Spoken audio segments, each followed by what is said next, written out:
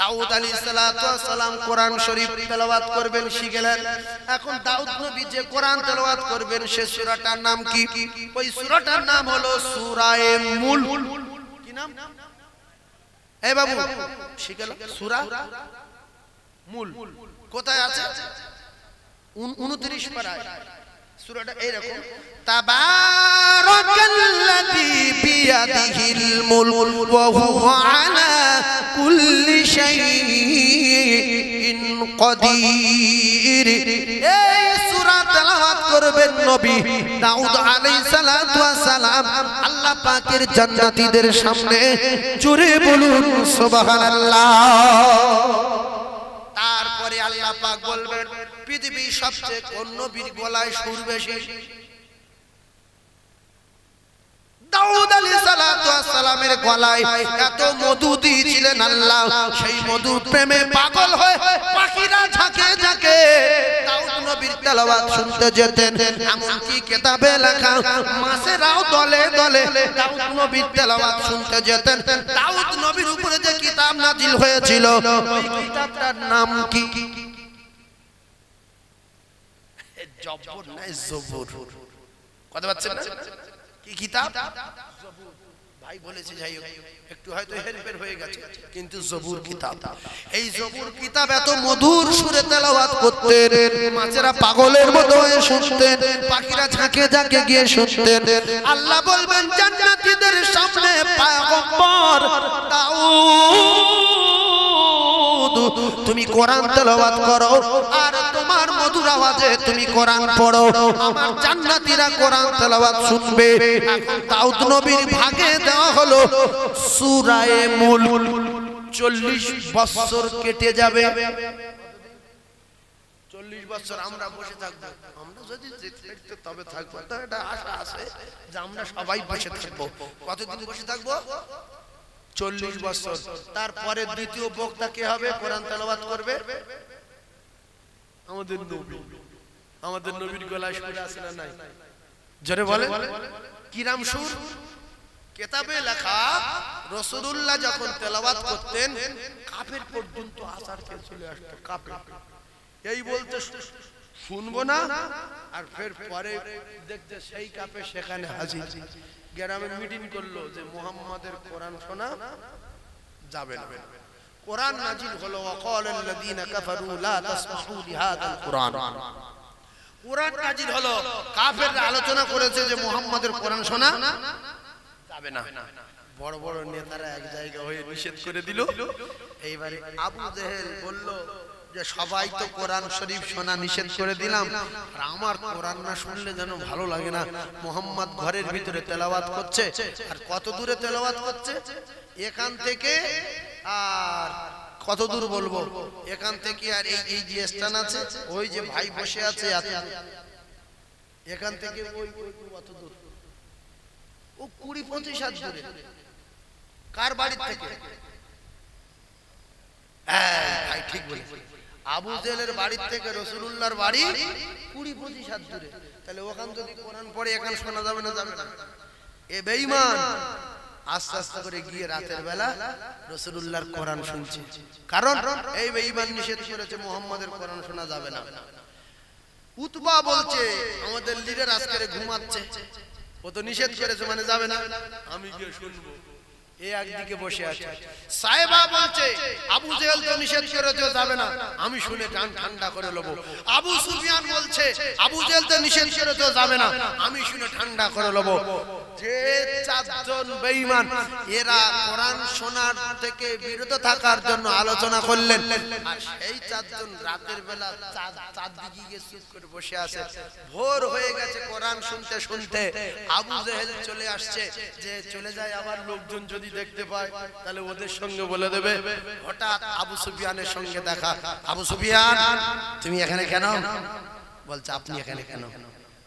বলছে চেপে যা, দুজনে চেপে যাই, যে কেউ জানে না যাওয়ার হয়ে গেছে চেপে যা। ওদিক দিয়ে উতবা আসছে, এই তুমি কেন? না আপনারা এখানে কেন? বলছে চেপে যা। আদিকে উতবা সাহেবা আসছে, তুমি এখানে কেন?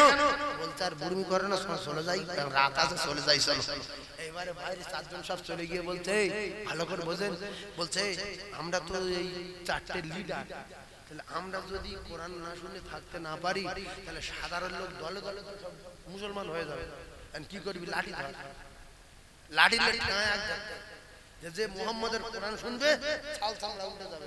আর আমরা যে গিয়েছি রাত্রে কেউ কারো বলবে কতদিন ফেসে যাবো, তার জন্য সব ফেসে যাবো বলে প্রকাশ্য ময়দানে বাধা দিতে লাগলো। সিদ্দিক আকবরকে মেরেছিল জানেন? প্রকাশ্য ময়দানে যখন ওয়াজ করছিল এত মারা মেরেছে, কাবার চত্বর রক্তে লাল। আল্লাহু আকবার। মারা গিয়েছে সবাই জানে, সবাই সিদ্দিক আকবরকে ফেলে দিয়ে চলে গিয়েছিল। আর শুনেছেন আপনারা, গর্ভধারিণী মা দুধের গ্লাস নিয়ে দাঁড়িয়েছিল। হুঁশ আসার পরে বলছে বাবা আবু বকর একটু দুধ পান করে নাও, আমি তোমার মা। আরে মা তো দুধ খাবে, সঙ্গে সঙ্গে উঠে বলছে আমার নবী কোথায়? আমার নবী কি কেউ কি মেরেছে? আমার নবী কই? আমার নবী কই? মা বলছে বাপ একটু দুধ খেয়ে নে। বলছে আমার নবীকে জীবিত যতক্ষণ আমি চোখে দেখবো এক ফোঁটা দুধ পান করব না। জোরে বলুন, আরে জোরে বলুন। এই তো রাসূলের প্রেমিক, এরা তো জান্নাতি। এই পৃথিবীর এক নাম্বার ঈমানদার হযরত সিদ্দিক আকবর রাদিয়াল্লাহু তাআলা। জোরে বলেন সুবহানাল্লাহ। পৃথিবীর কোন নাম্বার? আর সেই এক নাম্বার লোকটার ভয় কি রকম? সব সময় বলতেন আল্লাহ আমি যদি ঘাস হতাম আমার বকরিতে খেয়ে নিত, তোমার হিসাব দিতে হতো না। হায় রে, 4 দিন নামাজ পড়ে কত রকমের বাহাদুরি। हम नमाजी है, हम बड़ो शेर है, बड़ो पंडा है, बड़े ईमानदार है। সিদ্দিক আকবর বলছে আল্লাহ আমি যদি ঘাস হতাম বকরিতে খেয়ে নিত, হিসাব দিতে হতো না। তারপরে যিনি জান্নাতের টিকিট পেলেন উসমান গনি রাদিয়াল্লাহু তাআলা, হাদিস পাকে আছে উসমান গনি রাদিয়াল্লাহু তাআলা সব সময় কবরের কাছে গিয়ে কাঁদতেন। এই আমরা কবরের কাছে গিয়ে কাঁদি? জোরে বলেন। যদি মা বাপের প্রেমিক হয়ে থাকেন তাহলে শুক্রবারের কথা শোনেন। ও কলিজার টুকরারা, শুক্রবার দিন ইমাম হুসাইন দুনিয়ার জমিন ছেড়ে বিদায় নিলেন। শুক্রবার দিন ফজিলতের দিন, শুক্রবার দিন ইবাদতের দিন, সপ্তাহে একদিন ঈদের দিন। ও যুবকেরা জনেরা, আল্লাহর নবী জানান শুক্রবারের দিনে কলিজার টুকরা বেটা যদি তার বাপের কবর জিয়ারত করে কন্টিনিউ প্রত্যেক শুক্রবার, এই ব্যক্তি ঈমানওয়ালা না হয়ে, আল্লাহওয়ালা না হয়ে, বেগুনাহ মাসুম না হয়ে মরবে না। জোরে বলুন। এজন্য রাসূলুল্লাহ জানিয়েছেন, আমার আল্লাহ পাক কোরআনে কারীমের ভিতরে পরিষ্কার করে দিয়েছেন তোমরা দোয়া চাও, তোমরা দোয়া চাও, আমি আল্লাহ পাক তোমাদের শিখিয়ে দিলাম রব্বির হামহুমা কামা রাব্বায়ানি সগীরা, রব্বির হামহুমা কামা রাব্বায়ানি সগীরা।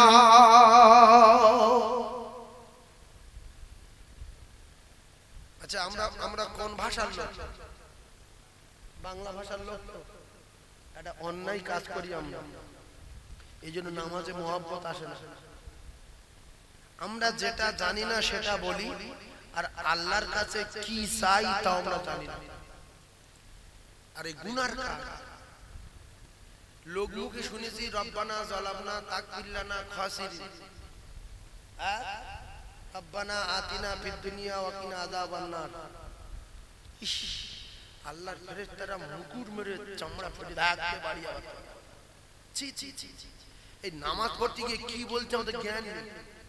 এই আমি যে বলছি রব্বানা যালামনা তাকাব্বাল মিন্না সামিউল আলিম, রব্বানা আতিনা ফিদ দুনিয়া হাসানা আযাবান নার, কেন কি জাহান্নামে যাওয়ার শখ হয়েছে? খুব জাহান্নামে সাত চাকবেন বলে বলেন। নামাজ পড়লেন আসসালামু আলাইকুম ওয়া রাহমাতুল্লাহ, আসসালামু আলাইকুম ওয়া রাহমাতুল্লাহ, দোয়া করবেন আল্লাহ আমি যে নামাজ পড়েছি হয়তো সব সূরা ঠিক হয়নি, আমি যে নামাজ পড়েছি আমার রুকু সিজদা হয়তো ঠিক হয়নি, আল্লাহ আমি সব ভুল করেছি, আপনি আমার ক্ষমা করে দেন। তাহলে আমি কি বললাম? আমি বুঝতে পেরেছি। কি বলেছি বুঝতে পেরেছি? এবার কি বলবো যে আল্লাহ আমি এই অন্যায়গুলো করেছি আপনি জানেন, আমি আর করব না, আমাকে ক্ষমা করে দেন। আর কি বলবো, আল্লাহ আমার আব্বা মা মারা গেছে, তাদের কবরে যদি আযাব হয় আপনি নাজাত দিয়ে দেন। আল্লাহ আমার ছোট ভাইটা মারা গেছে, তার কবরে আযাব হলে নাজাত দেন। আল্লাহ আমার বাড়িতে আমার স্ত্রী অসুস্থ, সুস্থ করে দেন। আমার ছেলেটা মাদ্রাসা পড়াশোনা করে, আল্লাহ ঋণ বাড়িয়ে দেন। ছেলেটা মাধ্যমিক দিচ্ছে, আল্লাহ পাস করার তৌফিক দেন। বলে আর বলবেন আল্লাহ আমি যে ব্যবসা করি শতখানে খুব লস হচ্ছে, এখানে ব্যবসা যেন লস না হয়, আল্লাহ তুমি দেখো, লক্ষ্য রেখো। তারপরে লা ইলাহা ইল্লাল্লাহ মুহাম্মাদুর রাসূলুল্লাহ, যে কোনো বিষয় আমি চাষ করেছি আল্লাহ চাষে বরকত দেন, আল্লাহ আমি মাছ পেলেছি মাছে বরকত দেন বলে দোয়া করলে নামাজে আপনার মহব্বত পয়দা হলো, দোয়ায় মহব্বত পয়দা হলো। তাহলে কিচ্ছু বোঝে না, জানে না, কোরআনের আয়াত ভুল বলছে, ওদিকে গজব নাযিল হচ্ছে, ফের কি বলে আসছে নিজেই জানে না। রব্বানা তাকাব্বাল মিন্না সামিউল আলিম জালাবনা তাকফিরানা খাসিরিন। কেন পাগল হয়ে গেছেন নাকি? ব্রেন খারাপ নাকি? দোয়ানি কালামনি কিচ্ছুনি মসজিদে গিয়ে শুধু আরবিতে দোয়া করতে, কারণ মুহাদ্দিস আছে বসে শাইখুল হাদিস।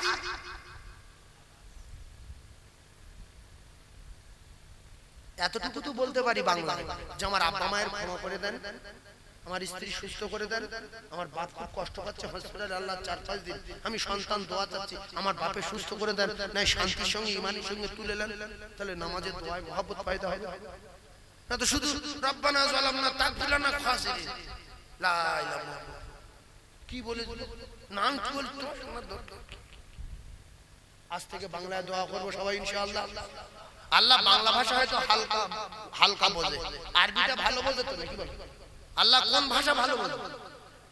আরবি না না, সব ভাষা আল্লাহ বোঝে। হিন্দি যেরকম বোঝে, বাংলা সেরকম বোঝে, পিঁপড়ের ভাষা সেরকম বোঝে, ও হাঁস মুরগির ভাষা সেরকম বোঝে, পাখি পক্ষী সাপের ভাষা বোঝে কে? আল্লাহ। তাহলে আমরা বাংলাদেশের মানুষ, আমরা বাংলায় কথা বলবো, আমরা অত আরবি জানি না আর আরবিতে দোয়া করব না। যদি সহি শুদ্ধভাবে অরাত্তিল কুরআন তারতিলা, তারতিলের সঙ্গে যদি আরবিতে দোয়া করতে পারি তো করবেন, আর আরবি দোয়া করার দরকার নাই। আমরা সবাই বাংলা দোয়া করব, সহিভাবে জানটা ঠান্ডা হবে। তাহলে এই কথা মাথায় রাখবেন। মুহররমের রাতে কলিজার টুকরা ভাইরা আমার, মুহররমের 10 তারিখে একের পর এক তত্ত্বগুলো আলোচনা, হয়তো কারবালার কথা বলিনি, একের পর এক কারবালার ওয়াজ আপনারা শুনেছেন। ও মায়েরা বোনেরা বেটিরা, যে কথা বলছিলাম কথা মাথায় রাখেন। আব্বা জান, আব্বা জান, আম্মি জান, আম্মি জান, দাদা জান, দাদি জান, আপনার কলিজার টুকরা বেটা মারা গেছে। জীবনে বিনিয়ে বিনিয়ে উল্টো পাল্টা কথা বলবেন না। কিতাবে লেখা খাতুনে জান্নাত রাসূলুল্লাহর মাথার কাছে বসা হযরতে আয়েশা সিদ্দিকা রাদিয়াল্লাহু তাআলা আনহা, রাসূলুল্লাহর মাথার কাছে বসা। ও ভাবিরা, খালারা, কলিজার টুকরি মা, কলিজার টুকরি মা, খাতুনে জান্নাতের মা, মা খাদিজাতুল কুবরা দুনিয়ার জমিনে না, আব্বা জান জানের চেয়ে বেশি ভালোবাসেন বেটি ফাতিমা।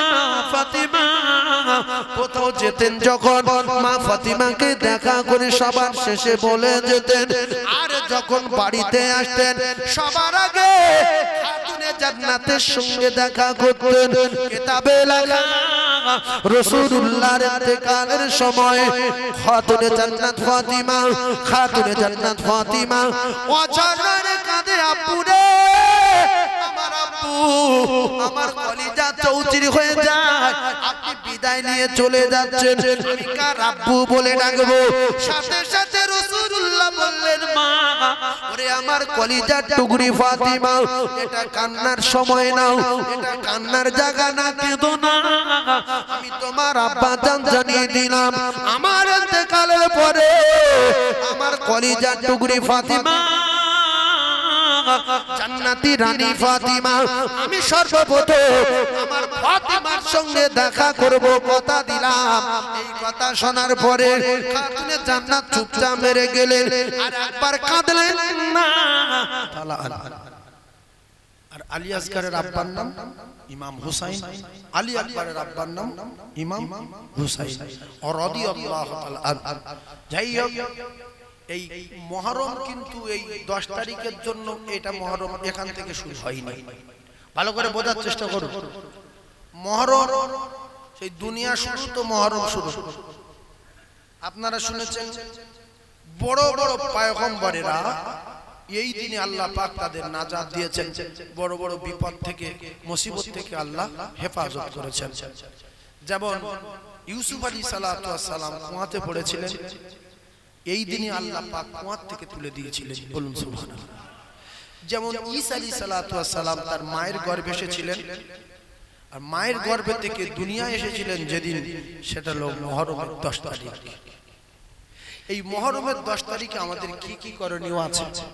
এই মুহররমের 10 তারিখে আমাদের রোজা রাখতে হবে। কি করতে হবে? রোজা রাখতে হবে। আর ওই রকম মুসিবত, বিপদ, সমস্যা, রোগ ব্যাধি আমাদেরও প্রত্যেকের ঘরে কম বেশি আছে না না?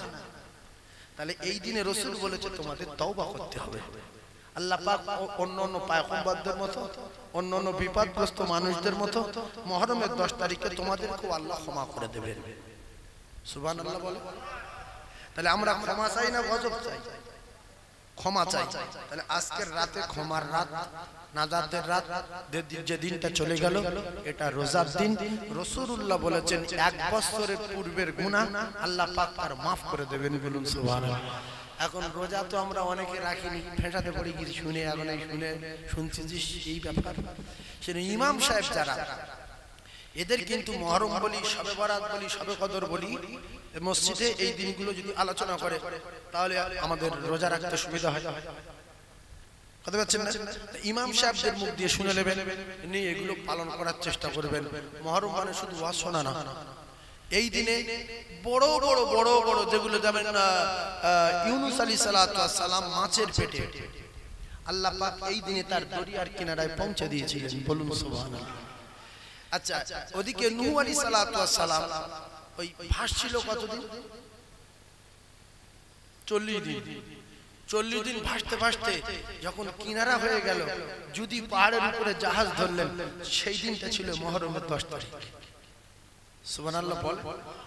তাহলে বড় বিপদে ছিল না? 40 দিন ভাসছিল, কিনারা নাই, সব তলিয়ে গিয়েছিল। যদি পাহাড়টা কোথায় বলেন তো? এই যদি পাহাড় কোথায় আপনারা কেউ বলতে পারবেন না? শুনেছেন যদি পাহাড়? যদি পাহাড়টা হলো তুরস্ক। কোথায়? তুরস্ক। এই তুরস্কই যদি পাহাড়টা ধরেছিল, পাহাড়ের উপরে জাহাজটা ধরেছিল। এবারে ওখান থেকে ধরে কিতাবের ভিতরে লেখা আছে কি কি পাঠিয়েছিল।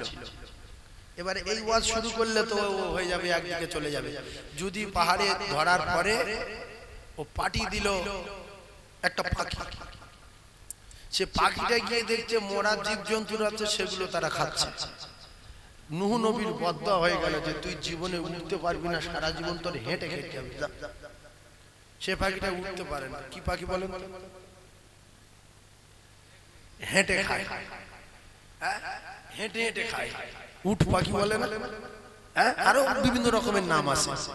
আর একটা পাখি দোয়া পেয়েছিল, সে পাখিটার পা যে পর্যন্ত কাদায় গেড়ে গিয়েছিল সে পর্যন্ত লাল হয়ে আছে। সে পাখিটার নাম কি বলেন তো? পায়রা। জোরে বলেন না সুবহানাল্লাহ। সেই জন্য পায়রা খেতে খেতে হয় না, লোক মহব্বত করে ধরে বাড়িতে পুষিয়ে ওর খাওয়ায়। এই কথা ঠিক না? ও শুধু এক জায়গায় ওর জন্য বাক্স কিনে আনতে, বাক্স নিয়ে এর যত্ন করবো, কারণ এ একটা উপকার করেছিল। এ গিয়ে বলে দেখিয়ে দিয়েছিল যে আমি যেখান থেকে ঘুরে এসেছি পানি নাই, আমার পায়ে কাদা আছে। তাই সেই পা ওই পর্যন্ত, প্রত্যেকটা পায়রা দেখবেন পা ওই পর্যন্ত লাল আছে না নাই? যারা হজ পাকে গিয়েছেন দেখবেন মক্কা এবং মদিনায় কোটি কোটি পায়রা আছে না নাই? আর ওখানকার একটা মুজিজা মানে পায়রার একটা এমন একটা কারামতি আছে, ও মক্কা মদিনায় কোন কাবার গায়, সবুজ গম্বুজে আর মসজিদুল হারামের গম্বুজে, মসজিদুল হারামের চত্বরে কোন জায়গায় এক ফোঁটা পায়রার পায়খানা দেখা যায় না। জোরে বলেন না সুবহানাল্লাহ। আর এছাড়া যদি পায়রা পায়খানা করে আপনাদের নামাজের পাটিতে, বাড়িতে, ঘরেতে, আপনার মুসাল্লাতে, ওই নামাজের পাটি পায়রার পায়খানা থাকবে, ওই পাটিতে নামাজ হবে, পায়রার পায়খানা পাক পবিত্র। জোরে বলে। তাহলে আপনারা মারবেন পায়রার, মারবেন যে ওর পাটিতে পায়খানা করেছে ওই পাটি নামাজ, এই পায়খানা ওর মাঝখানে ফাঁকা আছে, নামাজ পড়ে নাও, তাহলে পায়রার পায়খানা পা। এটা হয়তো অনেকে জানা নেই, জানা হয়ে গেল যে পায়রা পাটিতে পায়খানা করলে ওর মারবো না, কারণ ও পাটিতে নামাজ হয়ে যাবে। যদি বলেন না সুবহানাল্লাহ, তাকবীর দেন না, নারে তাকবীর, আরো জোরে নারে তাকবীর। 40 দিন ভাসতে ভাসতে ভাসতে ভাসতে হযরতে নবী ইউনূস আলাইহিস সালাতু ওয়াস সালাম মাছের পেটে ভাসতে ভাসতে ভাসতে ভাসতে যেদিনে কিনারা হয়েছিল সেদিন হলো এই 10 তারিখ। ভাইরা আমার, বাবাদেরা, 40 দিন ভাসতে ভাসতে নূহ নবীর কিস্তি যদি পাহাড়ের উপরে, যেদিনে যদি পাহাড়ের উপরে পাহাড়ের উপরে জাহাজটা ধরেছিল সেদিনে হলো মুহররমের 10 তারিখ। হযরতে নবী ইউসুফ আলাইহিস সালাতু ওয়াস সালাম কুয়া থেকে যেদিন মুক্তি পেয়েছিল সেদিন হলো মুহররমের 10 তারিখ। হযরতে নবী ঈসা আলাইহিস সালাতু ওয়াস সালাম যেদিনে দুনিয়ার জমিনে এসেছিলেন মায়ের গর্ভ থেকে, সেদিনটা ছিল মুহররমের 10 তারিখ। জোরে বলো। তাহলে এই 10 তারিখের জন্য 10 তারিখের সম্মান কিন্তু কারবালায় বেড়েছে না কমেছে? বাড়ি মুহররম আছে, 10ই মুহররম আছে, আশুরার দিন আছে। সম্মান বেড়েছে, মর্যাদা বেড়েছে ইমাম হুসাইনের, যে একটা ভালো দিনে মারা গেছে। কিন্তু আশুরার যে সম্মান, আশুরার যে দিন, এটা সেই দুনিয়া শুরু থেকে আছে না নাই? কথা বুঝতে পারেন? এজন্য শুক্রবার দিন ইমাম হুসাইন রাদিয়াল্লাহু তাআলা আনহু মারা গেছেন। রাসূলুল্লাহ জানান, শুক্রবার দিন আমার উম্মত কেউ যদি মারা যায় তার কবরে কোনদিন মনকে নেকি ফেরেশতা যাবে না। সে মেয়ে ছেলে হোক, বেটা ছেলে হোক, তার কবরের আযাব কিয়ামত পর্যন্ত হবে না। জোরে বলুন। এবারে একটা প্রশ্ন করবেন আপনারা, যে যদি গুনাহগার হয়, হলো গুনাহগার, পাপী হয়, হলো শুক্রবার মরে দেখো বাপের বেটা,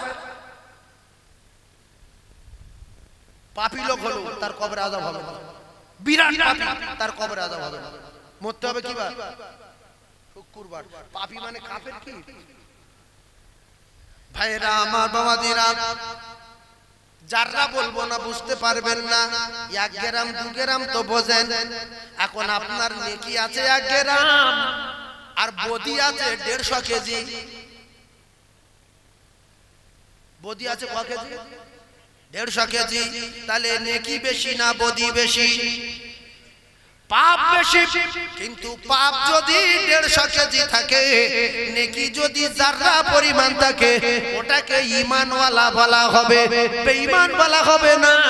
রাসূলুল্লাহ জানিয়েছেন, ওই যারা পরিমাণ ঈমান নিয়ে যদি কেউ আল্লাহ ডাকে সাড়া দিয়ে চলে যায়, আমি রাসূলুল্লাহ জানিয়ে দিলাম এই ব্যক্তি একদিন না একদিন আল্লাহর জান্নাতে যাবে। জোরে বলুন। কিন্তু শুক্রবার দিন মরার কারণে এর কবরে মনকে নেকি ফেরেশতা আসবে না, এর কবরে কোনো হিসাব হবে না। আল্লাহর নবী দিন ও দুনিয়ার বাদশা আরো জানান, যদি শুক্রবার দিন মরতে না পারে, বৃহস্পতিবার দিন দিনগত রাতে যদি মারা যায়, অর্থাৎ জুমার রাত বলা হয়। বৃহস্পতিবার রাতকে কি রাত বলে? জুমার রাতে। ওই জুমার রাতে কেউ যদি মারা যায়, তার কবরের আযাব কিয়ামত পর্যন্ত হবে না, যদিও সে গুনাহগার হয়। গুনাহগার মানে কাফের না। কাফের আলাদা আর গুনাহগার আলাদা। এই দেখেন, এই যে চ্যানেলগুলো খুব দামি চ্যানেল, বুঝলেন, বহুত দিন ধরে এরা চালাচ্ছে। আর এই সব জিনিস যখন কাল থেকে ছুটবে, আর ভুল ধরার জন্য তো লোক রেডি, আমার কাছে ফোন করবে না, করবে না, হুজুরি কোথায় পেয়েছে, তা যাই কামাটা যন্ত্রপাতি বার করতে হবে, মাল আসে বলে তারপরে সঙ্গে বলি, কথা বুঝতে পারেন ভাইরা আমার ওয়াদিরা, সেজন্য এগুলো আমল করার চেষ্টা করবেন আর দোয়া করবেন, আল্লাহ ইমাম হুসাইনকে ভালোবাসি, ইমাম হুসাইনের মতো যেন শাহাদাতের মৃত্যু বরণ করতে পারি, ইমাম হুসাইনের মতো যেন শুক্রবার দিন মৃত্যু বরণ করতে পারি। এই দোয়া যদি আপনি চান, আমার আল্লাহ চাইলে শুক্রবার যদি মউত হয়ে যায়, তার কবরের আযাব কিয়ামত পর্যন্ত মাফ হয়ে যাবে। জোরে বলুন সুবহানাল্লাহ। ইমাম হুসাইন দেখতে কার মতো বলতে পারবো না, শিখতে হবে। ইমাম হুসাইন দেখতে নবীর মতো। জোরে বলুন সুবহানাল্লাহ। হযরত ওমর ফারুক রাদিয়াল্লাহু তাআলা আনহু ইনি পাগলের মতো হয়ে গিয়েছিলেন। হযরত ওমর ফারুক রাদিয়াল্লাহু তাআলা আনহু এমনি কিতাবে লেখা আছে, একদিন সকালবেলা শুনছে নবী নাই, নবী নাই, নবী নাই মদিনায়। কিতাবে লেখা হযরতে ওমর ফারুক রাদিয়াল্লাহু তাআলা আনহু তরবারি বার করলেন, এ কি আওয়াজ শুনছি আমি মদিনায়, নবী নাই, এই আওয়াজ আমি কানে শুনতে রাজি নাই।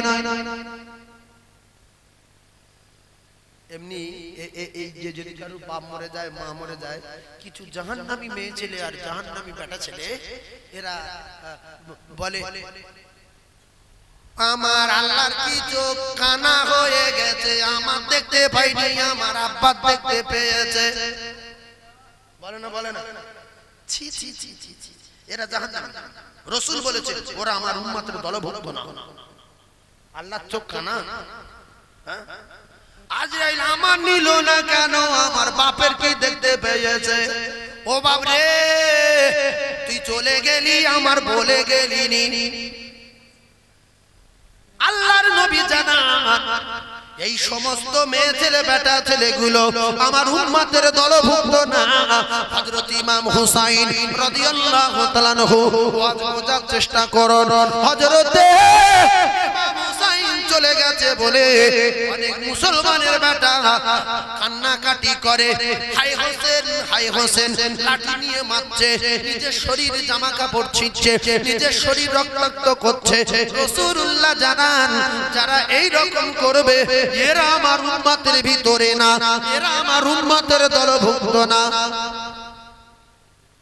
শোনেন, যদি আপনাদের গ্রামে কারো আব্বার আর মায়ের বা তিনটে ছেলে মার্ডার করে, স্পটে জবাই করে, আর সেই দিনটা স্মরণ করে গ্রামের লোক গিয়ে যদি তার বাড়ির সামনে ঢোল বাজায় আর লাঠি খেলা করে, যে কেন রে, ও বলছে কেন এরকম করছিস তোরা, না তোর বাবা তোর দুটো ভাই জমা হয়ে গেছিল এই দিনে, তাই আমরা খুশিতে আজকে লাঠি খেলা করছি আর ঢোল বাজাচ্ছি।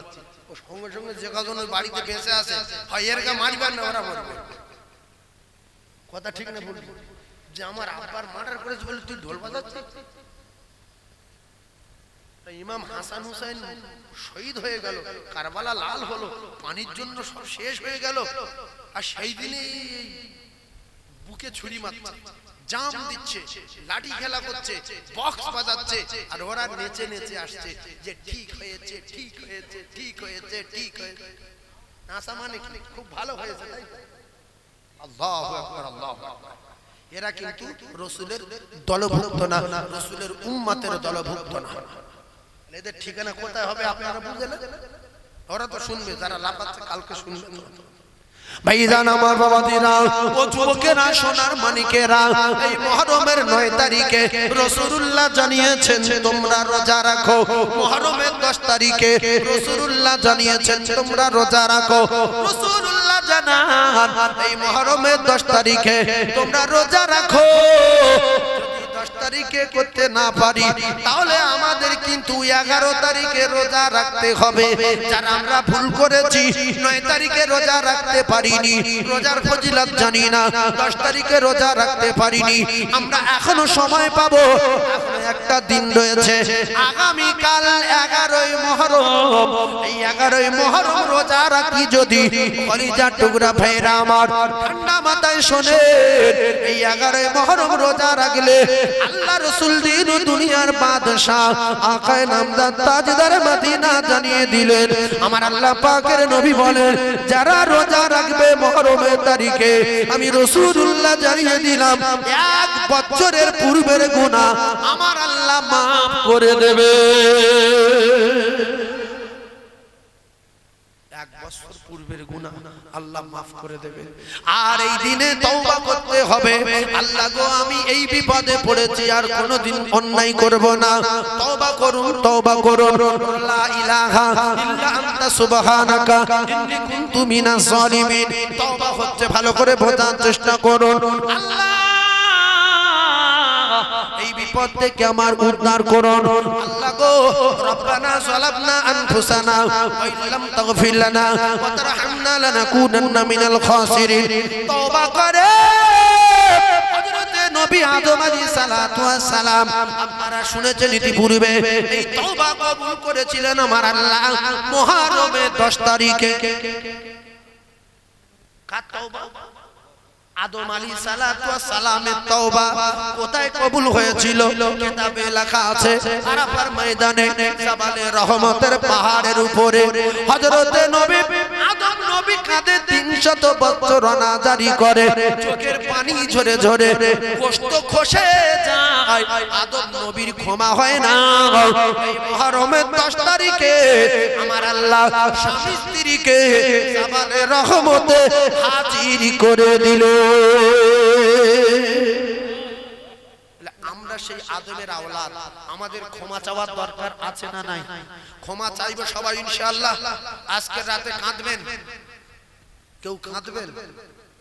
ওযু করে নামাজ পড়তে যদি কষ্ট হয়, ওযু করে নামাজ পড়তে যদি কষ্ট হয়, এই নামাজের অনেক লোক ভাববে যে নামাজ না পড়লে হবে। শুনে যান, ইউনূস নবী নামাজ পড়ছিল মাছের পেটে, শুধু কাঁদছে, জাল্লা লাইন ক্লিয়ার করবে।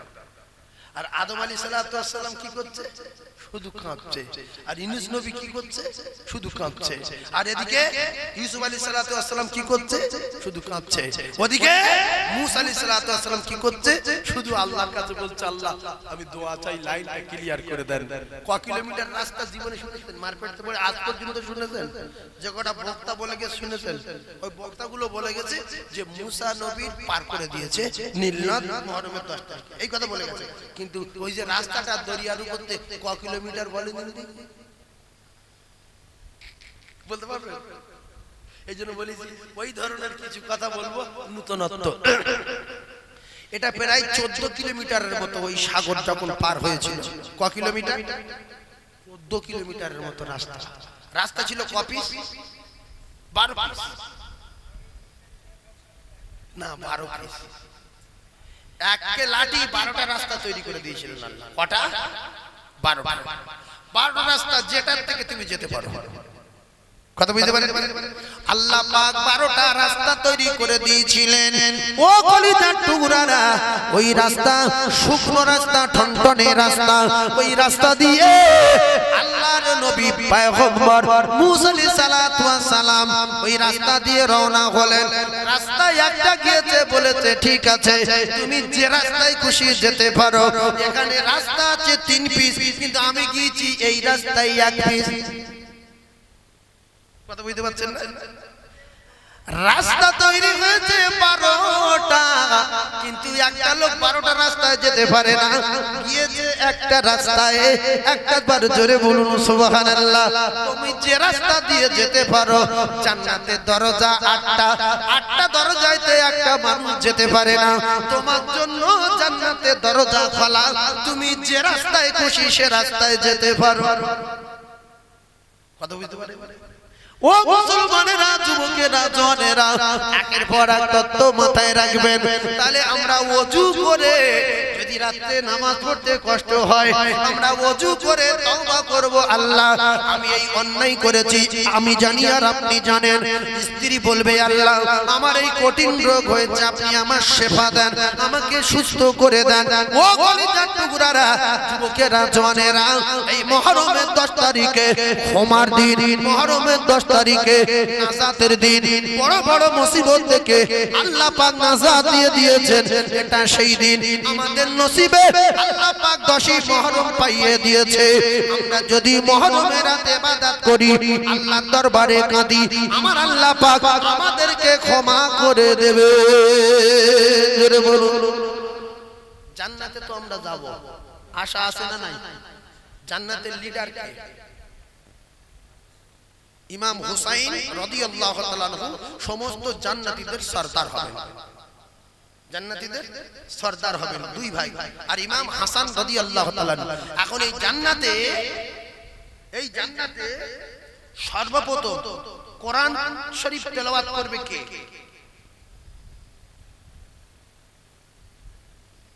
আমরা যে ইমাম হাসান হুসাইনের ওয়াজ শুনছি, যার সঙ্গে থাকবো, তাহলে এটা জানার দরকার আছে হযরত ইমাম হুসাইন রাদিয়াল্লাহু তাআলার প্রেমে ভালোবাসায় পাগল হয়ে আমরা যখন দুনিয়া ছেড়ে বিদায় নেব, আল্লাহ পাক আমাদের উপর রাজি আর খুশি হয়ে আল্লাহ পাক জান্নাত দেবেন।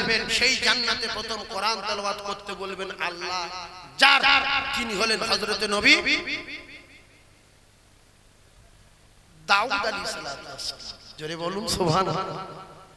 কি নবীর নাম বললাম? মনে থাকবে?